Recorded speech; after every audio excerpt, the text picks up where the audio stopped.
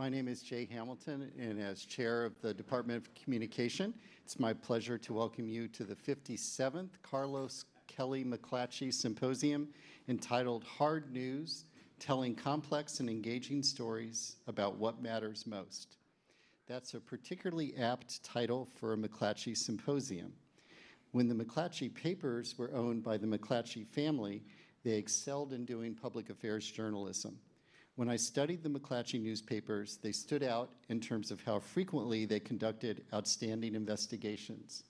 When Phil Meyer examined the statements of CEOs at publicly traded newspaper companies over a 30-year period, the leaders at McClatchy were standouts in using words relating to social responsibility like fairness, service, and trust. And they backed that up over decades by participating in civic or public journalism efforts that focused on informing local communities. At Stanford, the McClatchy family's contributions to journalism live on in the work of Janine Zakaria, the Carlos Kelly McClatchy Lecturer in the Department of Communication. And as a resident of McClatchy Hall, I'd like to thank Will McClatchy, who's here tonight, for all that his family has done to support the journalism community at Stanford.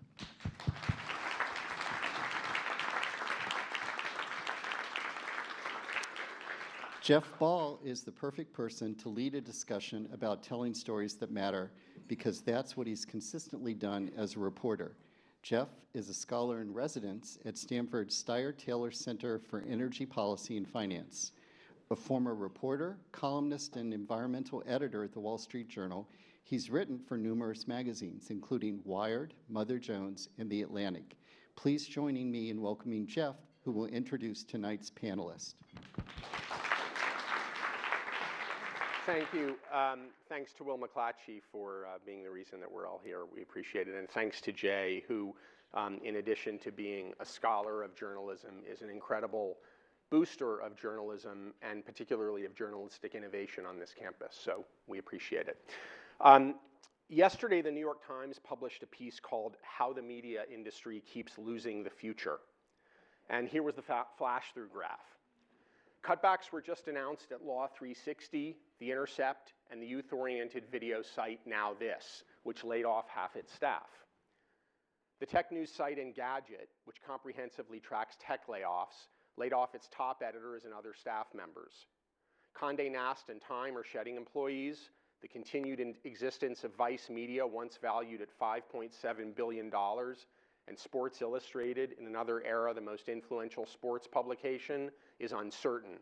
The Los Angeles Times and the Washington Post eliminated hundreds of journalists between them. 1 out of 4 newspapers that existed in 2005 no longer does. This evening we have with us leaders from 3 publications that are not in the tank. Far from contracting, they're growing. Nick may disagree with that. They're developing and implementing new models for ambitious journalism, which is to say journalism with impact. What we're going to spend the next hour or so trying to clarify is how they're doing it. Before I introduce Errin and Clara and Nick, I want to offer as a frame for our discussion 4 thoughts as to why their very different publications are thriving. I'll just note, and you'll hear it from them because none of them minces words, that each of their publications still has work to do to become comfortably financially sustainable. First, each of them is clear about its purpose and thus about its voice. For the 19th, Errin's publication, the purpose is empowering specific groups that have been disenfranchised, particularly women and LGBTQ+ people. For Mother Jones, it's investigative journalism that holds the powerful to account. For The Atlantic, it is, in the publication's own words, equipping opinion leaders with breakthrough ideas and original insights. Second, each of these publications is intellectually rigorous. Though it has a point of view, it's fact-based. None of these publications, at least at its core, is clickbait.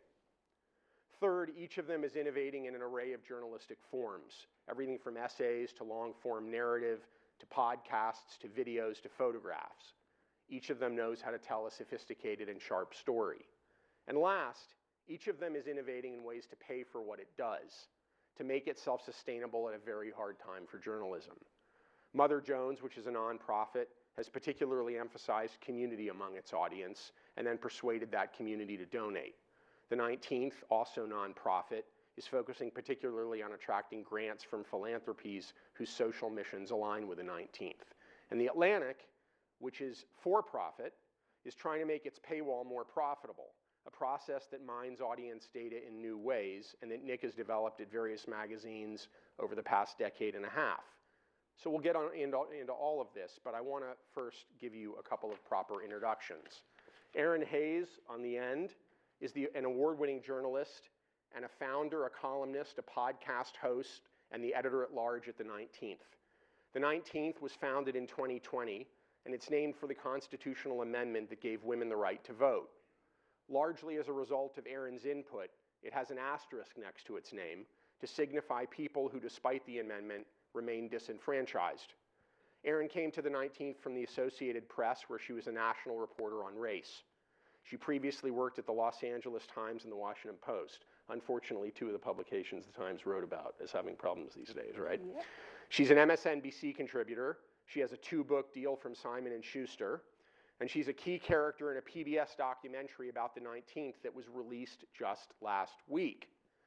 It's on pbs.org, and it's called Breaking the News. I've watched it. It's an amazing story. You should watch it too. Clara Jeffrey is the editor-in-chief of Mother Jones, where she's worked for about 20 years, first as its deputy editor, then as co-editor, and for the past 8 years as editor-in-chief. She holds a PEN America Award for editing, and under her watch, Mother Jones, which was founded in 1986, has won or been a finalist for dozens of awards, including multiple national magazine awards, for everything from a 35,000-word investigation on prisons to an essay on climate change to a video about race. Over the past year, Clara helped engineer a merger between Mother Jones and the Center for Investigative Reporting, which, like Mother Jones, is based in San Francisco and which publishes the investigative podcast Reveal, which I imagine many of you listen to. Clara will be the editor-in-chief of the combined entity. She's an avid tweeter, or I guess an Xer. For now. Largely about politics, and she's also a really creative and encouraging editor to work for, as I can tell you from having written a couple of pieces for her. Nick Thompson, last but not least, is CEO of The Atlantic.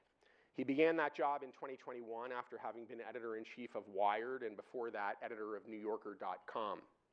One of Nick's superpowers has been innovating ways for magazines to make money.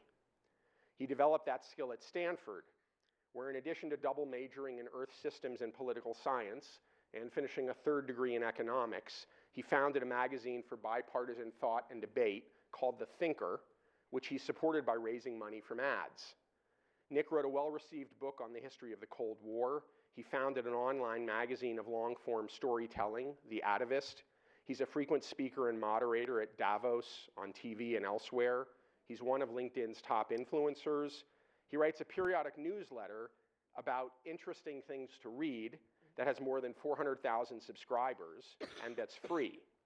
And he's a member of the board of Friends of the Stanford Daily. Lastly, Nick has a couple of hobbies. He dabbles with guitar. Actually, he's recorded 3 albums of acoustic guitar music. In your spare time. And he runs a little bit. In 2021, he set the American record for men 45 years and older in the 50K. That's 31 miles. And he's one of the world's fastest masters marathoners. And is going to run tomorrow at Stanford, right? Of course. Of course. All right, so enough of the introduction. I want to thank you all very much for being here. I want to start with kind of where the Times reported yesterday, which is that this is a hard time for journalism, but it's not just a hard time for journalism, it's a hard time for democracy. And I think there's a through line through that, which is that this is a hard time for dialogue. I see it on this campus, I see it in society, and I'm curious, to what degree does each of you see your publication's role as spurring dialogue among people who don't typically talk to one another? And if so, how do you do that? Why don't we start in alphabetical order by last name? Errin, you're first. I'm up. So I'm going to challenge the premise of this talk, the topic of this talk. Things are definitely challenging in our industry, but this is also an extraordinarily interesting time for us to be doing the work that we're doing. And there is an extraordinary opportunity in journalism that we are seeing. Yes, we are seeing headlines about all of the layoffs, the shutterings, people, leaving positions, et cetera.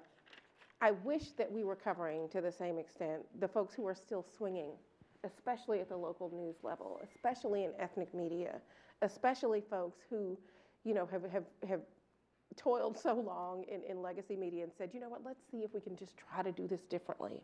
Like, there are so many people that are doing that. They are my colleagues in this work, even if they're not at the 19th, and I'm so encouraged by the work that they are doing. This is a time that feels existential for so many of the people that we write for and about. And so being able to do work that meets this moment feels like my best and highest use as a journalist. It's why I helped to start the 19th. And, it may be, a shitty time to be a citizen in this country, but it's a hell of a time to be a journalist in this country. I think a lot of people think, who do what we do, what would I have done if, how would I have covered the suffrage movement, for example? How would I have covered the civil rights movement? I don't have to ask what I would do in this moment. I get to do it every single day, and that feels like a tremendous privilege, and I also have a tremendous sense of urgency about that work. Now, you asked about trying to create community, which is also what we aim to do at the 19th. We aim to be a home for everybody that cares about democracy, whether they want to live there or not. You are welcome, right? Are we naive enough to think that, folks on the far right are our audience? No. But there is a movable middle that is open to what we are doing. And I will tell you, focusing on issues and centering people and policy is a big part of how we get to that. Caregiving is not Republican or Democratic, and yet people are struggling with that issue. How people are returning to the workforce. When we ask people if the economy is working for you, that answer is going to be different based on your political ideology, based on where you are in the country. Like, we are asking people earnestly about that, and we are interested in their response, because our responsibility as journalists is to leave behind the most honest and accurate record of who we are as a country in this moment. And Errin, does that dialogue that you're talking about engendering inform what you're writing? Absolutely. I mean, look, take 2022, for example, the midterms. All these media outlets were predicting, oh, nobody's going to give a damn about abortion by the time we get to November. They're talking about the red wave that's coming because, Dobbs was, July 2022. By the time we get to November, this is going to be old news. Every single person that we talked to women throughout that summer into the fall, they were furious. We knew that they were ready to use that fury at the ballot box. Right, that abortion was going to be, if not their top issue, because again, there's no such thing as a single issue voter. So maybe the economy is your most important issue, but P.S., abortion is an economic issue. So that may have something to do with why the economy is your number one issue. But even if that's not your number one issue, where does abortion fall? Number 2, number 3, right? And so that was motivating them. We knew to go to the polls. And so we were one of the few outlets, I would say, that did not mention a red wave in any of the coverage that we had in 2022. And on the other side of Election Day, I was very proud to say that our newsroom was a newsroom that got that election right.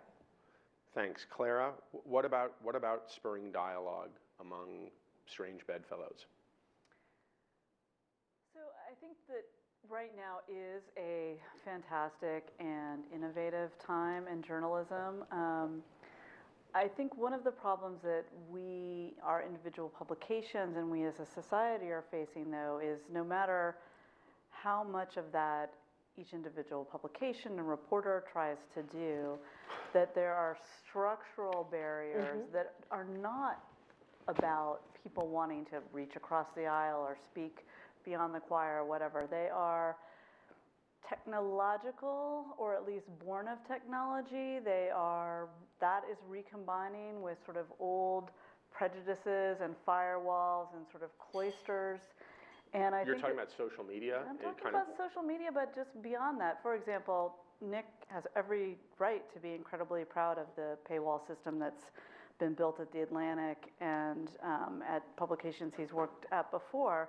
But right now, one of the things that we're facing is we have part of the populace that has the ability and willingness to get information, and a lot of people either lack the means or lack the experience to do it, they are being walled off from information in one way or another. Maybe it's by an algorithm, maybe it's by paywalls, maybe it's by a lack of ability to know what they might want to read. And I think while it's a real paradox of our time, while things have never been more open on an information basis, they are also segmenting more and more. And one of the things I think we feel now is you can take any issue, people that might be politically aligned but are not generationally aligned, people who, it's a real conundrum, I think, that we're facing, that people are being sucked further and further into whatever their community is. And on the one hand, that's great. Like, you find a community via publications or news organizations that might facilitate it, that's fantastic. But we're also all going down rabbit holes. And that is what I worry about in some ways more than anything right now, is that even people in this room who read a lot and ingest a lot of journalism, I bet would be somewhat mystified to learn what the things that each other, even if they're the same generation or whatever, are reading, because they're in an ecosystem of their own making or of an algorithm's making. And You're talking about Kate Middleton, aren't you? That's what. Yeah, well, I mean, I'm all the way down into the Kate Middleton stuff. Like, that might break across all. No shame. Across all I was there boundaries, too. But that is one thing I'm really worried about now. Nick, you're CEO of a general interest magazine that claims that it's of no party or clique, and you yourself have experimented throughout your career with new means of engendering dialogue across ideological chasms. So how's it going? We're still trying. There's a lot of things we could do better. I was thinking of a story just now, which I think actually has a good lesson, and very related to this point. So when I was an undergraduate here, I was very liberal. I had hair down to my shoulders and lived in Column Bay and Synergy. You guys probably know those places. And I founded this publication with a guy named Ryan, who worked at the Stanford Review. And the Review didn't always like me. I once wrote a column in the Stanford Daily saying talking about my dad's sexuality. My dad had come out of the closet. And they wrote a little essay saying, we finally found a reason to support gay liberation. If it had happened earlier, we wouldn't have to deal with Nick. So they weren't like fully aligned with me. But this guy Ryan and I founded this paper together called The Thinker. And we would do, stories. We'd find debates on campus, and he'd get his conservative friends, and I'd get my liberal friends. We'd put it out. It was wonderful. It was really cool, and people read it, and it worked. And then Ryan went into a career in the law, lost track of him. He popped up in the news because he was up to be in the circuit court up in Northwest. And he's going to get appointed, and he's going to get the job, and it's one step below the Supreme Court. The guy did really well. He's really smart, really sincere, wonderful guy. And then he got blown up because someone had found some sentence in some piece that he'd written back in those days that offended them, it pissed off some senator, and they sunk him, right? And it was a reminder that there's a real risk if you're open and you argue and you say things. And if you have conversations like the ones that he and I had back when we were undergraduates, it can come back and get you, even if you're a right-wing Republican, right? You think about it's mostly people on the left who get blown up for this. It was kind of an interesting lesson. Back to your main point. Yeah, so one of my central missions has always been this, to try to get people to converse with each other. It is a central goal of The Atlantic. People may think we do a good job, they may think we do a bad job, but we are undoubtedly trying constantly to publish a wide variety of opinions. We think it helps with our business model, too. All the data I've seen shows that people are more likely to subscribe and support a publication if they read across multiple verticals. It's true in all the analyses that we've done at The New Yorker, at Wired, at The Atlantic. I tried to start a social media company. We've just sold the tech to bring people to, try to bring people together to, incentivize conversations that move in interesting ways instead of, descending. This was called Speakeasy. It was called Speakeasy. We sold the tech for that, but it's super interesting. We could talk about that at length at another point. But to your question, it's core to The Atlantic. It can be core to other publications. There are lots of things you can do. You can have recommendation algorithms that suggest articles that people might disagree with. There are all kinds of ways to try to get people out of their filter bubbles. But serious, wonderful journalism is a huge part of this. And also trusting and having a little bit of grace for people when they make mistakes or you think you understand everything about their personality from one sentence you read back in the Stanford Thinker in 1997. So I just want to continue this a little bit, and I went back and I read the mission statements of each of your publications. And I tried really hard to crystallize it into a sentence or two. But I actually think it's a fascinating exercise to just whip through them. And let me do that, and then I want to ask you something. So I'm just going to read through them one by one. So here's the core of the 19th mission statement. Our goal is to empower women and LGBTQ+ people, particularly those from underrepresented communities, with the information, resources, and tools they need to be equal participants in our democracy. That's the 19th. Fair representation of the mission? That is accurate. Okay. Yes. Clara, Mother Jones's, I'll read two sentences and I will elide the ellipses, so I'm guilty of something, but in any event. Mother Jones is a reader-supported investigative news organization honored as Magazine of the Year by our peers in the industry, ... We are independent, no corporate owners, and are accountable only to you, our readers. Our mission is to deliver hard-hitting reporting that inspires change and combats alternative facts. Fair? Yes, not our actual mission statement, but fair. Oh, on your website? Yeah, no, I don't Okay, think so. got it. Okay, we can come back. All right, Nick. So perhaps unsurprisingly, the Atlantic has many words on its mission. Wow. And I will just. You didn't do it. What's that? I was like, Nick, did you write that? I will just read two sentences. 1857. When the founders of the Atlantic gathered in Boston the spring of 1857, Wow. Four score.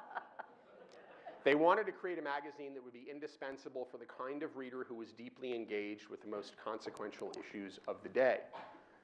It quotes from very august founders, and then it continues, the core principle of the founders are core principles for us. Reason should always guide opinion. Ideas have consequences, sometimes world historical consequences. The knowledge we have about the world is partial and provisional and subject to analysis, scrutiny, and revision. Now, I would submit to you that those are three quite different mission statements, and they represent something of a different journalistic worldview. And so I want to get through a bunch more questions, and by the way, I should have said at the outset, we have microphones, and if no one asks questions, we're going to think that we were really boring. So please ask questions and be thinking of them as we go along. But my question to you guys is, given those mission statements, how does your mission imply a point of view?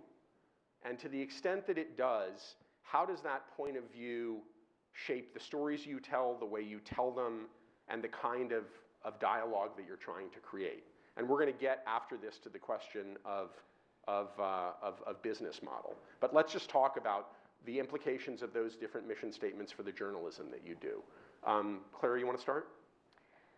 Yeah, I mean, it's curious because I'm now wondering which archival webpage I need to go check in on. But well, you should tell us how it's changed. Yeah, What's different about the mission? I mean, you know, I think in some ways our tagline might be a distillation of it, which is smart, fearless journalism. Like, we want to meet readers where they are, but we want to expose wrongdoing and hold the powerful to account. I mean, if I had to distill it, that's basically what we're about. And that we believe in investigative journalism in particular, but that's not all that we do. We also believe in, you know, spirited and informed kind of opinion writing as well. That's not what we lead with. We're not primarily an opinion journal. But the reporting that we do informs the opinions that we put out, and we're not afraid of those. That may be incredibly specific to something, or it may be a broader worldview. So talk about two things in terms of journalism. One is Shane Bauer's 35,000 magnum opus on prisons, and another is Garrison Hayes's videos, many of them TikTok videos on race.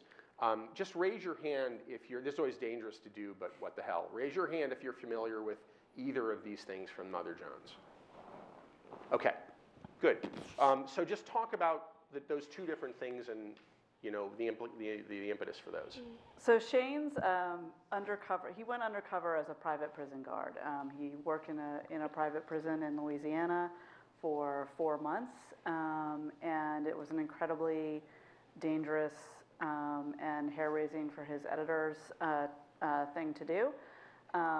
One of our other reporters, who's now my executive editor, was arrested by the local sheriff's office for doing videography around it. Shane, we pulled him out when things were getting a bit dicey. But basically, this came at a time where the work of going undercover had been kind of sneered at by establishment media for a full generation. I think really since the Food Lion, like there'd been, the Food Lion, sometimes, I don't know if these mean anything to the folks in the room, but these The sort of grocery big, store. big investigations that had gone undercover. In the case of the Sun-Times, they opened a bar in Chicago to see how officials would come around and basically demand bribes.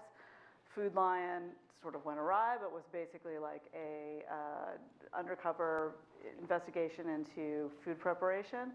And some of those failed on various fronts. Some of them I think were great, but it had become a sort of bête noire for this kind of undercover journalism. And there's no way to report on prisons, particularly private prisons in America, even state and federal prisons. You can barely get in to see inmates anymore. You can at best have some calls. Attorneys in some cases can't go in. Anyone who's certainly in anything remotely high-profile case of whatever kind, their mail is scrutinized, their work is scrutinized. So there was really no way to get a sense of what was going on in these places where prison guards were being paid something I think was like $9 an hour in rural Louisiana, just terrible wages, to oversee an incredibly understaffed prison. And the things that he saw there and brought back in various media were harrowing. I mean, prisoners who were in sepsis, left to sort of rot in their own flesh, horrible acts of violence, prisoner to prisoner, guard to prisoner, all of these things, and also just the monotony. And I think what was particularly really great about that piece was it also had, even though it was exposing, individual and systemic horribleness on behalf of correctional officers, it also had a real sympathy for these people who were doing a shitty job in a place where there were no jobs, and in many cases had come from families and communities where they too had people incarcerated. And it was just, I don't even want to see it sympathetic, but it was just a rich profile of that world. Can I just interrupt 1 second? Tell me if I'm wrong, but I read in an interview that you did that the bill for that reporting was $350,000. Yeah, which for us then and even now was a big sink of money. Yeah. And it wound up winning a lot of awards, and Shane's book that came out of it won major awards as well. So it was all sort of worth it in the end, I suppose. But for not only because nobody else was really doing this kind of undercover work, and still very rarely happens. And the bigger a company you are, the more attorneys you have to fight off to let you go do that kind of thing, honestly. So it's still not being done, in my opinion, enough. Let me just ask you to pivot to Garrison's videos and just quickly kind of give people a sense of where you found him, where you hired him, and why you hired him to do what he's doing, and yeah. So I am a lurker on TikTok. I don't practice on TikTok myself. I'm too old or too inept with video, but I discovered him. He is a pretty young guy from Nashville, had been a Jehovah's Witness preacher, and he from a long family of preachers. And during the pandemic, he got on TikTok to basically communicate with his congregants. He's since left the ministry, but I think what was amazing was not only this voice that was like his literal voice is amazing, but here was this young guy telling these amazing kind of deconstructions of race and history, who also was just a phenomenal practitioner, like this self-taught, like his lighting is fucking amazing, like he's just so good at what he does. And I just remember being transfixed and kind of reached out to him, and I was like, would you do some stuff with us? And that sort of started slowly. Then he was a creator in residence for us, and now he's on staff full-time and has got some big projects underway. And he's, just won a BET Award and Anthem Awards. He's a National Magazine Award nominee. And he's just amazing. These are short video essays, and they're incredibly powerful. Okay, excellent. Thank you. Yep. Nick. Yes. So I think maybe there's a delineation between the mission statement of the Atlantic on the one hand and the mission statement of Mother Jones and 19th on the other, in the sense that the mission statement of the Atlantic is all about balancing sort of different viewpoints, and that leading with that. So you can all criticize me if I'm mischaracterizing, if you think I'm mischaracterizing. But so talk about how that informs what you do. I mean, the Atlantic too just won a Pulitzer, right? Just for Ed Yong's work on the pandemic. Extraordinary work over a series of a year. How do you delineate between the need for muscly work with a point of view and sort of the lack of ideology? Well, Ed Yong, so yes, there is a difference, right? We care very much about divergent points of views, but we've also, on some big issues, we do have a magazine point of view. Like, we were founded to try to stave off the Civil War. We have an amazing history that we can really be quite proud of. Now, there are other parts we can be less proud of if you really dig through the archive carefully, but we like to talk about 1857, Ralph Waldo Emerson, Henry David Thoreau, Harriet Beecher Stowe. Like, let's not have a Civil War. We're fully in on that. Now, our view is that our position, they defined our mission statement of no party or clique, support the American ideal, become a writers collective. They didn't define the American ideal, which may be for the best because we got to keep defining it as we go. But in any case, one of our central goals is we hire really smart people with really strong opinions who go out and say what they say, but sometimes we counterbalance them, right? We had a whole bunch of people who disagreed with Ed Yong about pandemic policy, and we published them too, right? Our more recent Pulitzer is from Caitlin Dickerson, who has very strong views about family separation policy, right? Actually, we don't think we have anybody who disagrees with her on family separation policy. But on many of these issues, we have some people with very strong views and some people with different views, right? We, like the same day, we're publishing Ibram Kendi and we're publishing John McWhorter, right? And so, the goal of the Atlantic is to be a place where really smart people debate and hash out ideas and principles that you get better from it. I think journalism needs places like us, and it needs places that have a really strong point of view, like Mother Jones. I think it's great. And do you have any optimism that the playing field that you are trying to create, the kind of ecumenical featuring of different points of view, institutionally ecumenical featuring of different points of view, is affecting society? I think it's good. Certainly society's not going in that direction, but would it be going in the other direction more quickly by 1%? Were we not there? I don't know. But certainly we're trying. We're doing our best. Okay. Errin, I read the mission statement of the 19th, and I'm curious, I want to ask you in particular about your piece from May of 2020 about Breonna Taylor. Okay. So for those of you in the audience who don't know, Errin was the first national reporter to write about the Breonna Taylor shooting. Wrote about that in concert with the Washington Post. That is to say, and maybe you can explain sort of how that played out. And I want to mention one other thing, which is that you also were the first reporter to have an interview with Kamala Harris after she accepted the vice presidential nomination from Joe Biden. And I guess I'm curious, to go back to the question of mission, the extent to which the mission of the 19th led to those two things. I don't know the genesis of the Breonna Taylor scoop.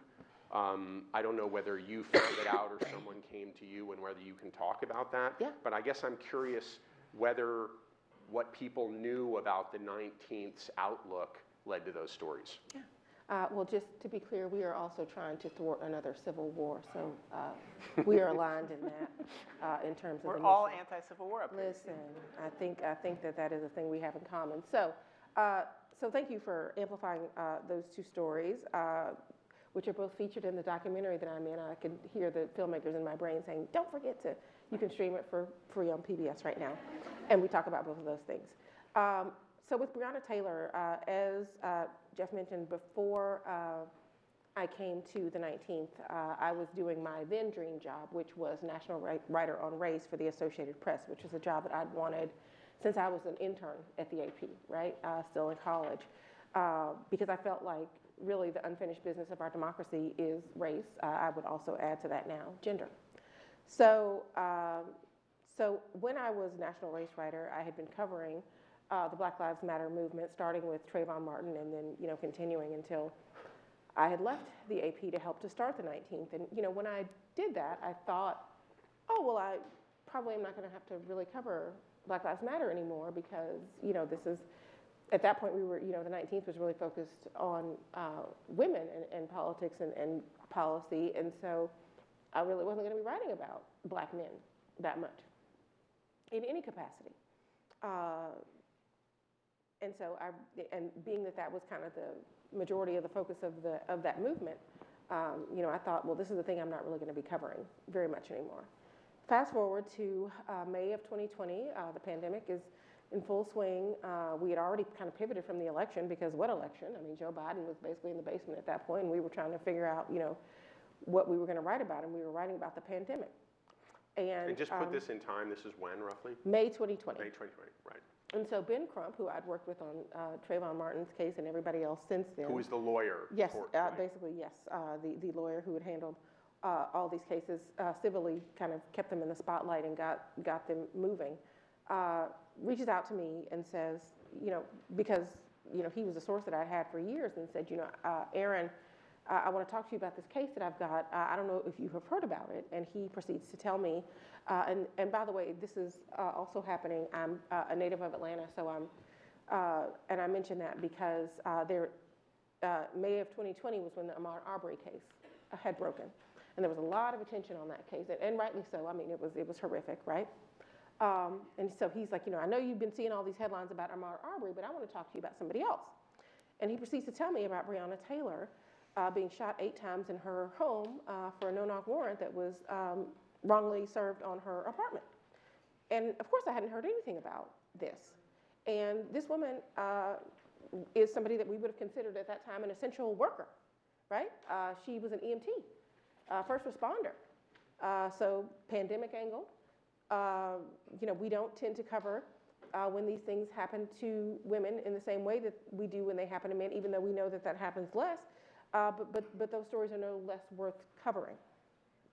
And so that happens. Ben says, Errin, I'm representing this family. I'm offering you a chance to talk to this family first.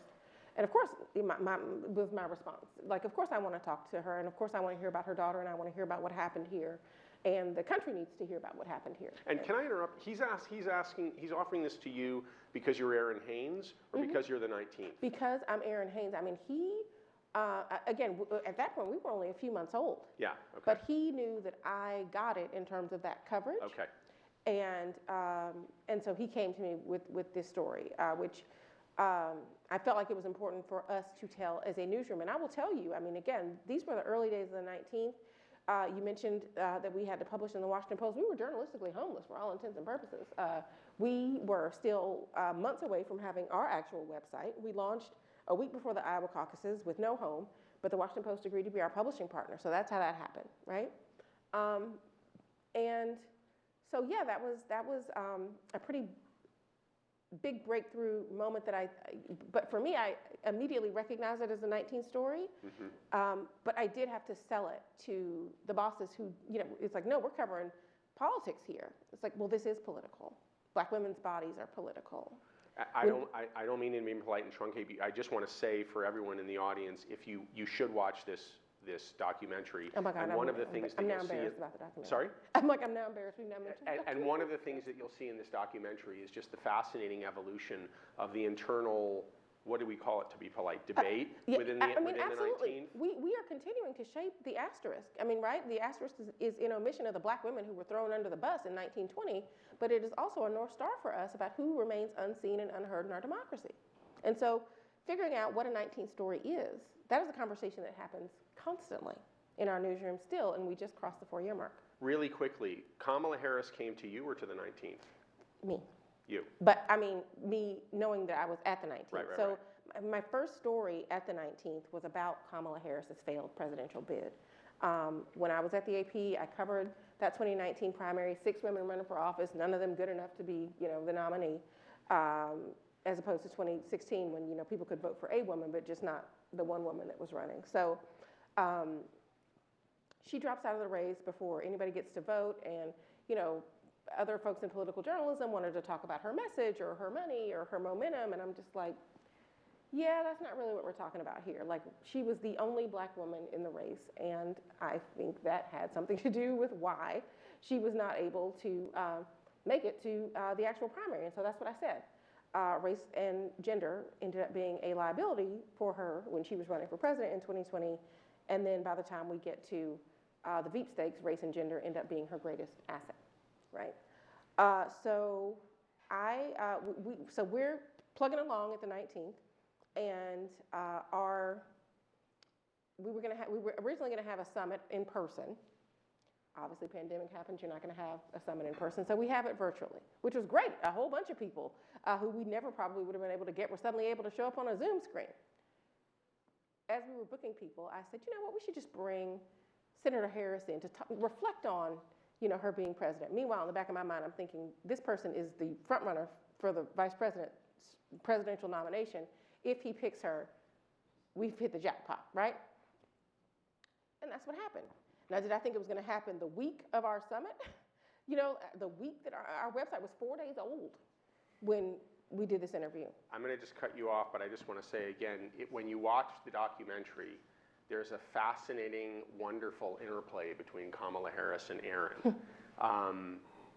About which I will say no more because you should watch the documentary. Well, okay, I want to switch. Yeah, but I do think it was a moment for our newsroom, but it was a moment for me just in terms of how I've been covering her, how I've been covering her leadership, being a black woman that has a very specific lens on what this looks like. We center people at the 19th, but we also interrogate power and try to show what that looks like and try to normalize the leadership of people who don't always come in the packages that we have been used to. So, I want to shift to talk about how to pay for all this. Yeah. Because I'm still in that $350,000 number. What's that? I'm still in that $350,000 number. Yeah. Well, we'll get to that. So the 19th has an annual budget of about 11 million now. 11 million. Mm-hmm. Mother Jones has an annual budget of about 26 million. And what's the annual budget of the Atlantic, Nick? It's more than that. Yeah. Maybe another digit? No. Okay. So Different digits, but not like more digits. got it. Okay. That's actually interesting. That's not what I read somewhere, but that's interesting. Okay. So let's talk, Nick. Let me go to you first, and I just want to kind of paint this history. So in 2017. Prior to you being at the Atlantic, you're still at Wired. The Atlantic got an infusion of cash from the Emerson Collective, which is the platform owned by Laureen Powell Jobs, who happens to be a member of the Stanford Board of Trustees. She's now the Atlantic's majority shareholder and its board chair. And when she hired you in 2020 and you came into the job in 2021, what I've read is that she hired you to make the Atlantic financially sustainable. Yep. She was happy to pour money into the Atlantic to save a storied journalistic institution that she thought was important for democracy, but she wasn't interested in kind of being the lifeline forever. So I want you to talk, if you would, about how you're doing that. And I just want to frame this because, as I mentioned at the outset, you've had this paywall maximization strategy for about 15 years now that you developed at The New Yorker, that you implemented at Wired, and that you're now implementing at the Atlantic. There's a lot of data in it, a lot of data analysis. It sounded from our conversation like some of it's working and some of it's hard. So explain that. It's actually all working. It's amazing. Not even joking. Like, our financial trajectory is phenomenal. Amazing. I'll say a couple things. So different journalism publications can have different business models. Different things work for different places. Yes. So when I worked at The Atavist, which was that long-form digital publishing company I started, we ended up making more money from Hollywood IP licensing, was our number one source of revenue. Number two was software sales. Number three was subscription business. When I worked at The New Yorker, the business model innovation was fairly similar to what we're doing at The Atlantic, where we opened up our archives, we digitized our archives, we launched a gated paywall, and we made a subscription model that went from $15 million to $100 million, whatever it was, in annual revenue. Massive growth there. At Wired, it was kind of interesting, where I pushed the same paywall model that I had at The New Yorker and ran kind of the same playbook, but we weren't able to get as much traction, in part because of pricing mechanisms. And the magazine for a long time had been selling subscriptions at $5 a piece, and it was just very hard to move people's perception of what a Wired subscription could cost. And we ended up bringing the subscription revenue up from, let's say, $3 million to $15 million, but not massive growth. What turned the finances of Wired around was actually affiliate revenue. So that was where we built a business where we would review headphones, right? And then you would buy one, and then Wired would get a commission, and in fact, you get a commission of the whole Amazon sale. And so we optimized for what you need to do, kind of like what the Wirecutter does, but that turned out to be a massive, massive business. Can I just stop you? To what extent was that specific to the Wired audience? It was specific to the Wired audience, but it's relevant to, we've tried to run the same playbook at The Atlantic. It's just, what are we going to, we do book reviews, right? So people buy books, and it's like, we're making but high also with three-digit social revenue. media, even if you weren't a Wired subscriber, you could see those reviews, and Wired was trusted as a reviewer. Yeah, and we worked really hard to, it's very hard to maintain that trust and make sure you're being ethical about it. It was specific to Wired, right? We have gadgets. People are buying lots of gadgets. So it worked really well there. It does not work at The Atlantic. So it came to The Atlantic, and obviously there's a bunch of things you do on the advertising side, which has long been The Atlantic's predominant source of revenue, particularly to make it more profitable and to sort of break the idea that revenue and profit are interchangeable, because they're not, and that had long been a sort of a weird belief in the journalism industry. So that was a really important change. But the most important change was running a different playbook on the paywall and trying to run that side of the business more like a tech company, right? And running tests on subscription propensity and trying to figure out if somebody comes in from Twitter, what are the odds that they're going to subscribe? If they come in from Reddit, if they come in from Google, if they come in on an Android device, if they come in on an iPhone device, right? If they come into this story, if they come into that story, if they read this mix of stories, right? And the number of variables that you can adjust are nearly infinite. And so to make this successful, what we did is we just started running test after test after test after test on referral source, on paywall height, on pricing, right? On whether we should offer free trials. Wait, sorry, can you just define these terms on Sure. referral what? Referral source. So that means if somebody comes in from Twitter, right? Somebody comes in from Google, they don't even know what website they're on, right? They've just typed in long COVID symptoms, right? And they got Ed Yong. They have no idea they're on The Atlantic, right? So they're probably not going to subscribe. Maybe they'll subscribe. Some will subscribe. If they're on a mobile device, they're even less likely to subscribe. And in fact, if they're not on Ed Yong's story, they're on a different story by a writer, and it's shorter, and they don't know the writer's name, they're even less likely to subscribe. So you don't want them to hit the paywall. Because if you have somebody who comes in and they're not going to subscribe, you should just have them read the story. You get some advertising revenue. Maybe you build up your brand association. Okay. But now somebody comes in, and they've clicked in off Ed Yong's Twitter feed, right? And Ed Yong has tweeted, hey, I've got a really great story on long COVID, and they come in through that. Well, now they're much more likely to subscribe. Now they come in from an Atlantic newsletter, and the newsletter is sent by The Atlantic. Maybe it's even sent by Jeff Goldberg, and it's like, we have an amazing story about Jeff Ed Goldberg, Yong, the editor of The Atlantic. editor-in-chief. Then they're even more likely to subscribe. And so your goal when you run a paywall is to have the gate come down on everybody who's going to subscribe and on nobody who's not. Now, it's very hard because you can't figure it out completely, but you try to adjust all the variables so that your net catches the right fish and doesn't go down in the wrong places. So what we've done is we've hired a bunch of really smart data scientists with PhDs, and we've run 1 million tests, and we've hired a great engineering team. In fact, the head of engineering who built the Atavist, that really cool company in CMS that I launched 10 years ago, came over to The Atlantic, and we've built this wonderful team. We also have other side businesses. We have a wonderful education initiative, one run by the woman in pink. For the record, the executive leadership team of The Atlantic has more alumni of the Stanford track and field team than I believe any other journalistic organization in the world. So we were launching other business lines, including that. We were working on all kinds of licensing and partnerships. But our business has totally turned around. Our business is awesome. And a lot of it has been that paywall work. Just to be clear, it's more that than it is any change in the journalism. Journalism's the same. Journalism's just been flat out awesome the whole way. Yeah, they've got the same people, they keep doing the same stories. And why, given how great the journalism was, at the risk of asking a really naive question, what was the Atlantic trying to do erroneously 10 or 20 years ago that led to the profit problems it had? Well, 10 or 20 years ago, we didn't have a consumer revenue model. So we were just all advertising. And advertising was a great business for a period, and then the internet happened. And then, you know, it just became massive. Like, this is what happened. People don't understand this is what happened with newspapers. It used to be, if you want to reach someone in Atlanta who cares about tech, you would buy an ad in the Atlanta Journal-Constitution tech section. Now you buy an ad on Facebook and you target people in Atlanta, and it's just much more efficient.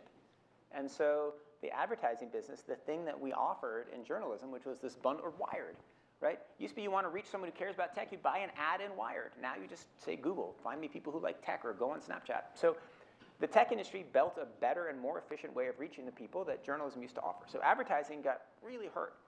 We compensated for that by figuring out all these other ways of getting advertising revenue. Right? We built creative studios. We built brand campaigns for the companies. We started doing live events, right? All of that had much lower margins. So we end up replacing this super high margin, amazing advertising business with a much lower margin, much harder advertising business. And so back to your question, 10 or 20 years ago, the Atlantic made all its money from advertising. And it gave away subscriptions, right? $5 subscription to the Atlantic, right? Because they want more people to get the magazine so you can sell higher, get more advertising revenue. So now it's much more subscription-based. Now it's 75% subscription-based. And that is a change that started 4 years ago. But it was probably only last year where subscription revenue exceeded advertising revenue. Now it's 2/3. And we are growing advertising revenue. So we aren't switching the mix by shrinking our advertising revenue. We're improving the mix by increasing the consumer revenue business.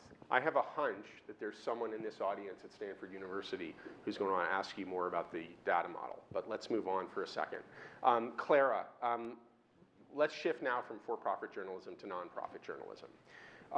So as I said before, you have an annual budget of about $26 million. Traditionally, for a long time, if I'm right, that the biggest slice of that has been subscribers, a very kind of small d democratic model of donating money. Maybe there's a bump in that based on the merger with Center for Investigative Reporting. Is it, so just walk us through the extent to which small donations are the crux of what you do, why that is particularly the case at Mother Jones, and whether that's going to change in any significant way. So we have a pretty diversified revenue model, particularly for a nonprofit. I think that a lot of nonprofits have been pretty feast or famine. They get big foundation or maybe one or two big philanthropists who come in and support it. But I will say that philanthropy is an incredibly fickle model. Preach. The grant cycles are way too short. This is true for journalism. It's true for NGOs of any kind. Philanthropy is broken, I would say, broadly. At a time when philanthropy is radically increasing in importance for journalism. Yes, and I'm talking about big dollar philanthropy. So that's, probably the big dollar philanthropy is probably about a third to a half between like major donors and some foundations. We're way less foundation dependent than most nonprofit media companies are. What we've built originally through magazine subscriptions, then through essentially other membership models like newsletters. We reach out to our readers online. They get a newsletter. A good number of them give us some amount of money over the year. We hit them up. They want to support us, so they give us money. So we're sort of making the case for our journalism, whether it's someone who can afford a big check or a pretty small check. So just to interrupt again, sorry. People pay for the print magazine. They subscribe to the print magazine, but they don't pay anything for stuff online, right? There's no paywall. We do not have a paywall. We've at least for the time being, we've really decided that what suits our mission best is to get our journalism out to as many people as possible. Yeah. And the people that support us in part because that is our model. Which is, I think paywalls work phenomenally well, but where they tend to work well is for affluent audiences and frankly places that have a big either venture or other investment chunk that can do the kind of investment that Nick is talking about. You can get a data scientist, 7 people, I think he said, and however many developers. It's a lot of people, and they're, it's a big investment.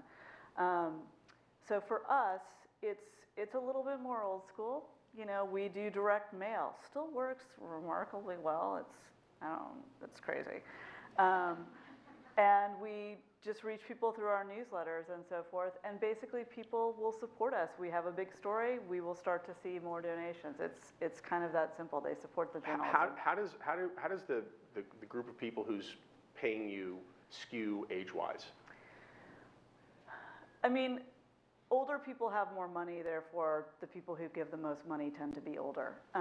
But we do get a lot of smaller donors who are young.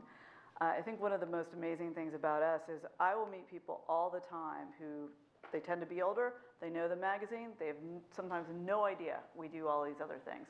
I will meet young people who are like, oh my God, I love your Reels feed and your TikTok and whatever. No idea there is a print magazine, none. And that's fine. We want to meet readers where they are. Yes. It's why we have really invested in all these different ways to tell our journalism. It's why we've merged with the Center for Investigative Reporting. The flagship part of that operation is Reveal, a radio show that's heard on almost 600 public radio stations nationwide, has 1 million listeners per week. And so that's a huge new audience for this combined newsroom. And for us, we think it's a way to reach people who are engaged in public interest journalism, no matter the form or the duration of the product that we're feeding them time-wise. Errin, there's a scene in the opening scene of the documentary Breaking News. Of course you know what I'm talking about. Mm-hmm. So it's the height of COVID, and the now CEO of the 19th, Emily Ramshaw, who previously was editor-in-chief of the Texas Tribune, which I hope many of you are aware of, but a really path-breaking investigative journalistic outlet, obviously in Texas. So she's left the 19th, and she's sitting at home in the middle of COVID, and her daughter is crawling all over her lap, and she's pitching the 19th, and she's pitching the 19th to a venture capitalist. And I don't know, you tell me if I'm reading this right, but he's a guy, and he's somewhat dismissive, and he tells her to send him an email, and he'll talk to some women friends of his. So at that point, the 19th had $20,000 in the bank.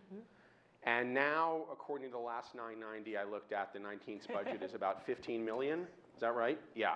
So in 2 minutes, because we're going to open this up for questions, what has that journey been like in a business model sense? Where has the money come from, and how much of your life is spent on things that are adjacent to fundraising? Yeah. I mean, you're a reporter, but... Yeah, no, I'm enlarging, which also definitely means helping to raise the money to keep this thing sustainable. And look, I told Emily when I came on board that, I was going to put this on my back because I wasn't going back to legacy media, right? So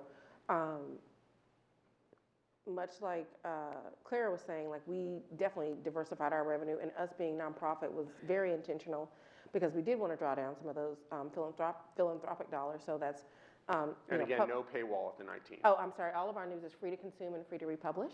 And we want to do that because equity is at the center of who we are as a newsroom. And so, what's the point of writing for and about people if they can't afford to consume the journalism that we're doing? That's where we are. That's what we believe. And so we're trying to find other people to pay for it. And so philanthropy, whether that's private philanthropy, individual people who believe in what we do, believe in journalism, believe in democracy, and want to contribute to that effort, foundational support, corporate ended up being not nearly as consequential as we thought it was going to be, and that was largely due to the pandemic, right? Because companies had more important concerns, they thought. They absolutely. But also, frankly, there were some companies, once we really started leaning into our LGBTQ+ coverage, attack on the trans community, things like that, you start getting into social issues, and corporate America says, hey, I don't really want to be involved in that. Okay, so can't be dependent on them. And then we do have, surprisingly, individual donors are about $1 million in revenue for us, and these are people who are giving $19 at a time or $19 a month, whatever they can give, which is just really deeply affirming. because now that we're kind of back out in the world, so many people do come up to us and say, thank you for doing what you're doing. You're doing stories that I, wouldn't have been able to read anywhere else. Like, this feels important to me. I don't have a lot of money, but I was able to give $5, $19. The biggest slice of the 19th's revenue, though, is large philanthropic funding, Yes. right?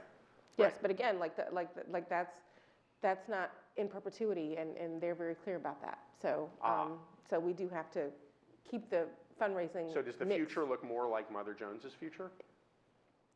Well, it's interesting. I mean, our events actually have been successful for us as well. But yeah, I mean, I think the private donors are also a big part of sustaining us as well. I want to just, one last question, and so just raise your hand if you've got a question. Theo has a question. Excellent. Okay, so 3 people I see, so maybe start making your way up to the microphone. Really quickly for each of you. There happen to be a number of people in this audience who are particularly concerned with issues about environmental sustainability. Yeah. And each of your publications increasingly is writing about climate change. And I venture to say that it's doing so, they're doing so differently.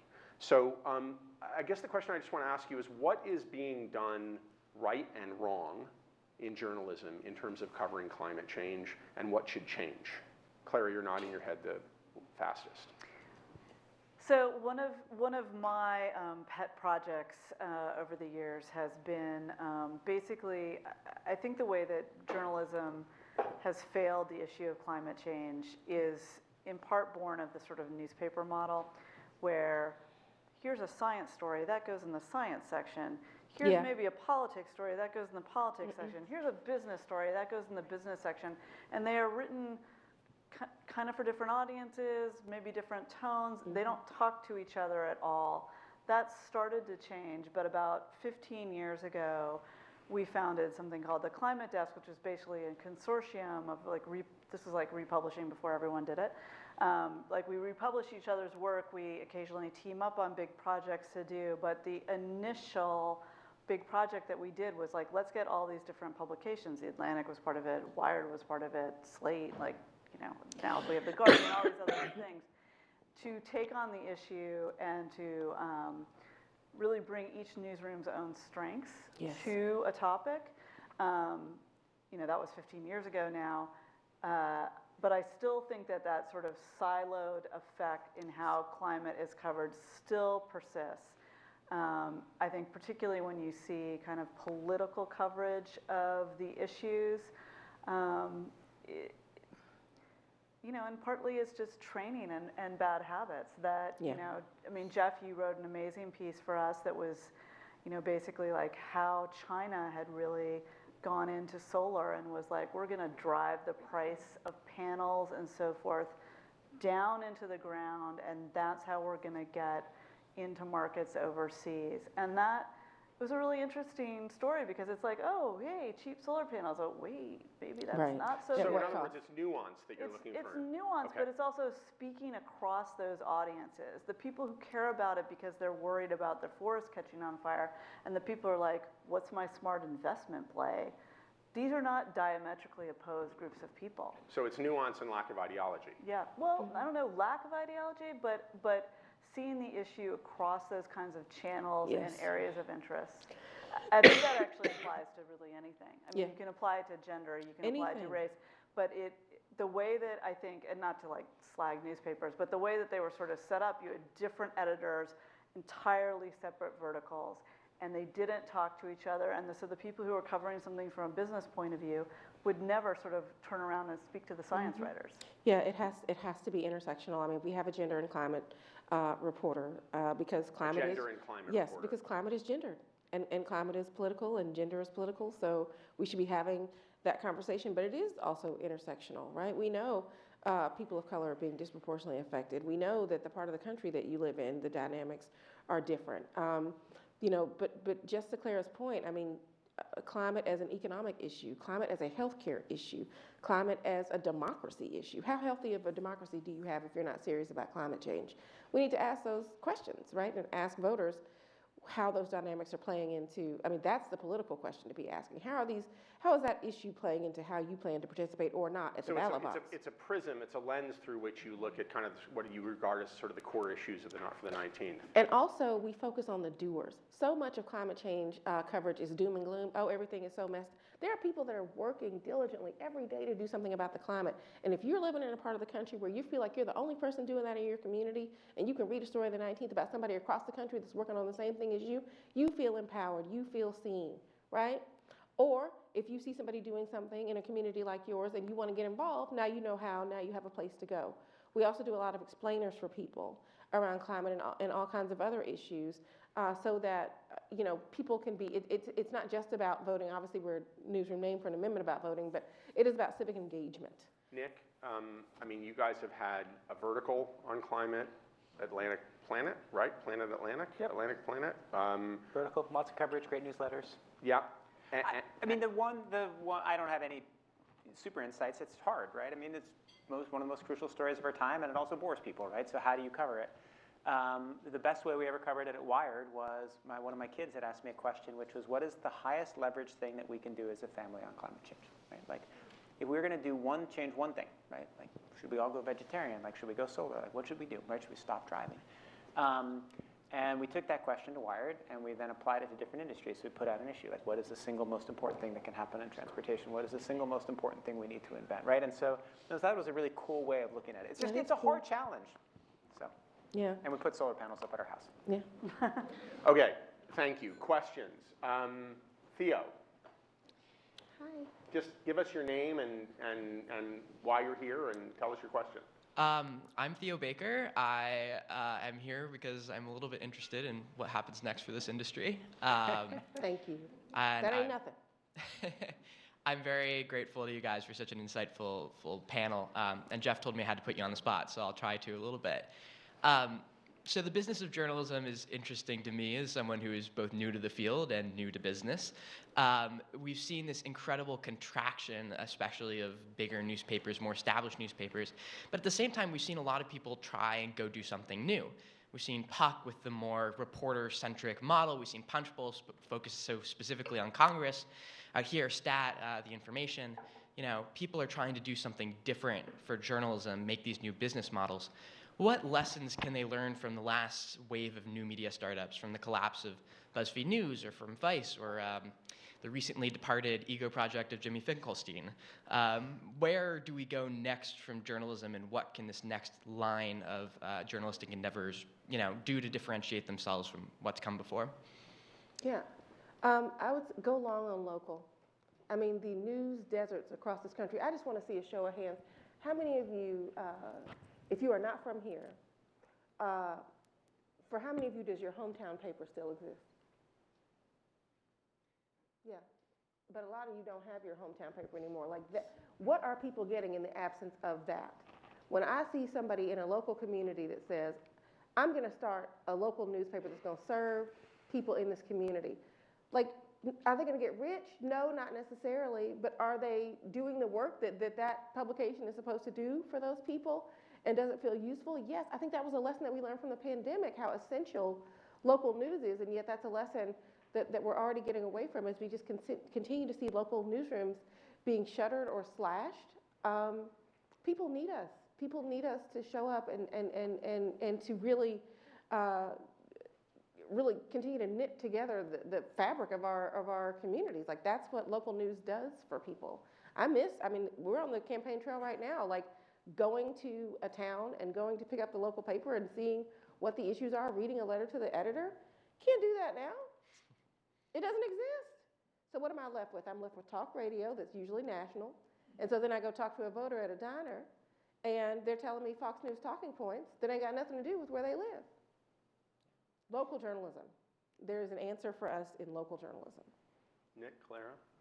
I'll say that one of the cool things about this business is that we're often on the cutting edge of technological transformation. Like, we were very early to be influenced by social media. We over-indexed on our influence in social media. Lots of trends that come to society come to us first, and we're audio. We're very early in audio. There are always market opportunities, and they're extremely hard to get right. But if you can work for a journalism company that can see the next market opportunity and figure out a way to capitalize on it, then that business will do well. And so right now, if I were graduating from Stanford, I don't know if you graduate next year or this year, I would be looking at a place where you have confidence that they see what's coming to the business of journalism, that they see opportunities in artificial intelligence, that they understand how AI is going to disrupt the business model, and that they're going to be able to sort of tack through those waves. That's what I would do if I were that age. Is that basically saying that like news is going to become more niche over time? That people are going to specialize toward their individual specialties? No, I don't think Like, so. what is the future of the general interest publication? I mean, a lot of general interest publications are doing great. Like, what is the most successful business right now is probably the New York Times, Yep. right? Which is, we all probably have critiques of it, but it's pretty much general interest publication. I don't think things are going to get more niche. There will be opportunities in being niche, absolutely. But they're also, back to that data that I mentioned earlier, like the most interesting data point that has stuck with me from my time at The New Yorker is that nobody subscribed if they read 2 politics stories, and nobody subscribed if they read 2 poems, but they would subscribe if they read a poem and a politics story, right? And that is true, broadly speaking, across all the data we saw at The New Yorker, all the data we saw at Wired, and data we see at The Atlantic, right? So there is an opportunity if you have a publication and it has a feel, it has a sensibility, and the politics stories attached to the poetry stories in some way or another to pull in a very large general interest audience. 19th Poetry Corner. Okay, I'm listening. So I said earlier that our tagline is smart, fearless journalism. Our sort of inside joke tagline is it's worse than you think. I agree with everything that Errin and Nick just said. I probably don't need to tell you guys. I would just underscore that the loss in jobs, the loss in titles, the loss in media properties is so profound. Mm-hmm. It's going to accelerate. Maybe we'll come out on the other end of the buggy whip. But I do think that one of the things that we as a society have to grapple with is that the news is not, for most places, in most communities, for most properties, is not a for-profit sustainable endeavor. It's just not. For very affluent publications, for a certain few, for niche, for this, for that, yes, all of those things will do. They will thrive, they will survive. We can clone Nick Thompson, maybe he can change, all of us for the better in that sense. But I think most of, serious, investigative, whatever journalism is going to increasingly be reliant on some, at least, hybrid nonprofit model. It's why you see things like the New York Times now asks you for money, even though they are one of the few things it does well. The Guardian, this is, asks you for money. Vox asks you for money. The reason they do this is, A, they want the money, but also that they see what's coming and that it is a self-selecting audience that will pay for news, and that we have to grow that to be a bigger civic responsibility. How much does everybody pay for their cable bill? 120, whatever. How much do you pay for all the streaming services? We've got to kind of get at least some portion of either the public or the government or other means to think of it as like something that you support as a matter of fact. If you want a healthy community, you need to support the journalism that covers that community. Another question. Hi, I'm Luisa Ortiz. I'm a JSK Fellow of 2023, and I work in duty of care. So my question is this. Newsrooms around the world are already investing a lot of energy and resources in keeping their journalists safe. In the light of the current climate, attacks against the press in the United States, the elections coming, what are you all planning? How are you all planning to keep your journalists safe? And how are you planning to keep your publication safe? And just to be clear, you're talking about the United States. Yes, sir. Right, thank you. Yeah. In contrast with the rest of the planet, because there's a planet outside. Yeah. We've just gone through a big scenario planning exercise that was basically democracy weakens, democracy grows stronger, kind of readership or interest in news grows weaker, stronger. That was our sort of metric. Essentially, for at least 2 of those quadrants, it's pretty bleak. And so you do have to plan. You do have to plan, like, how would we move into servers overseas? What would we do if we had to go to a pirate radio model. What is that going to look like? I don't think it's going to happen tomorrow, and I don't necessarily think it would happen 2025 if Trump takes over, but I think we look around what's happening in this country and what's happening to a lot of democracies, it's a real risk. So I do think it is something that increasingly newsrooms either are planning for or definitely should be planning for. Nick, you're shaking your head. Yes? No, I was trying to figure out the pirate radio model for the Atlantic. I mean, are you doing similar things? We're not doing scenario planning like that, but we're monitoring dark web. We have private security guards for our reporters. I mean, you have private security guards for your reporters? Yeah. It depends when they're out reporting, or? No. We have lots of death threats against our reporters. If you write a critical story about Trump administration, you get a lot of threats, and so you just have to deal with that. We have. We monitor the web to see what people are saying about reporters. If they need security, we hire security. We have best practices. We train them. I shouldn't be surprised by that. I'm flabbergasted by that. But you know why? Because, maybe if you got a nasty gram from a reader back in the day, like you didn't really take it seriously. I'm somebody that's written about race for 20 years. Somebody cusses me out or calls me a name in an email. I'm like, oh, well, it's Wednesday. But there definitely came a point in the last, decade or so where, I show an editor and they're like, yo, like we may need to flag this for security. This is not okay. There was a credible FBI threat against me that had to be investigated. Like that's real. So Louisa, to your point, we try to be proactive. We are having training for our reporters who will be out on the campaign trail, especially because we have 2 of the only openly trans reporters in national media in the country. We're asking them to go out and report on the ground. We don't want them to go out and do that by themselves. That's not okay. And also, the mental health aspect of this is very important too from a safety perspective. So we want people to be aware. We want people, we are also monitoring, like especially social media. If somebody is being doxxed, or even if somebody, if people are descending on, one of our reporters, that reporter comes off of social media. The rest of us monitor what's happening with that activity, and we try to be there to support that person, like as a newsroom, right? So yeah, I mean, we are definitely being very thoughtful about this to the extent that we can, and hopefully, our colleagues know that we.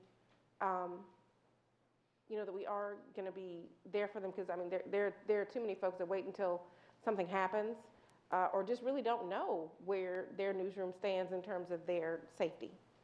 I don't want to be too apocalyptic, right? I'm the CEO, right? I actually don't have a bodyguard here. It's not like we have secure armed guards running along all of our interns. It's just very particular situations. Yeah. The thing we actually do worry about, the thing that is we do worry about that, but we have a real problem with people going online and making up fake Atlantic articles and then Dinesh D'Souza spreading them, right?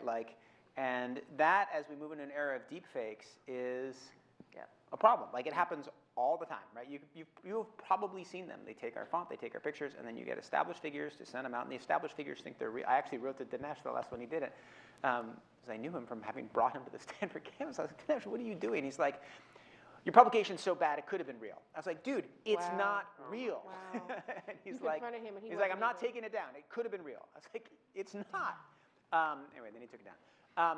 But we have lots of people doing this, and it's just going to get worse with deepfakes. Yeah, and that's so much more sophisticated than when we were coming up. Hillary Clinton's alien baby in the National Enquirer at the checkout that's not what we're talking about. On that optimistic note, ladies and gentlemen, we're out of time. I really, really appreciate Errin and Nick and Clara. Should we really just end on Hillary Clinton's alien baby? Can we have one more question so we can not end on the alien That's baby? true. Can we have another question, Jen? I have a question. All right, really quick. Well, now all I want to know is where you're moving your servers outside of the U.S. I assume it's New Zealand because there is nowhere else to go. But I do have, in addition to that, the question was to Nick actually about Speakeasy. I would love to know what should we be excited about? What is it that it's doing that we haven't seen yet? Where is it going? How is it going to change things? So Speakeasy, the technology, there will be an announcement about it in the next month. But what I do firmly believe, and this is an opportunity that Speakeasy took a crack at, but I think is still there, I do think it is possible to build a social media platform that brings people together instead of tearing them apart. And it is a very hard problem. But it can be done through the way people are brought onto the platform, through the nudges, through the way that the algorithms work. Everything about the design of the platform can be done in such a way that social media can be a force that is pro-democracy as opposed to disruptive to democracy. And I think many people who work for many of these platforms have these ideals. Many of them have tried. I don't think it has succeeded, but I think it is one of the great opportunities of our age. And I may take another crack at it, but I think it's one of the most important things. And if someone can figure out how to do this, it will be wonderful for America. Yes, and we owe it to ourselves and our democracy to try. So that is McClatchy Part 2. Excellent. Way better way to end this. Thank you very much. Errin, Nick, Clara, thank you so much. Thank you so Jay, much. thanks for Thank organizing y'all. this. Will, thank you very much. That And was thank fun. you all That was very really much nice for of you. being here. I learned a lot. I Thanks, hope Clara. you did too. Good night. Thanks for suggesting I get cloned. That was nice of you.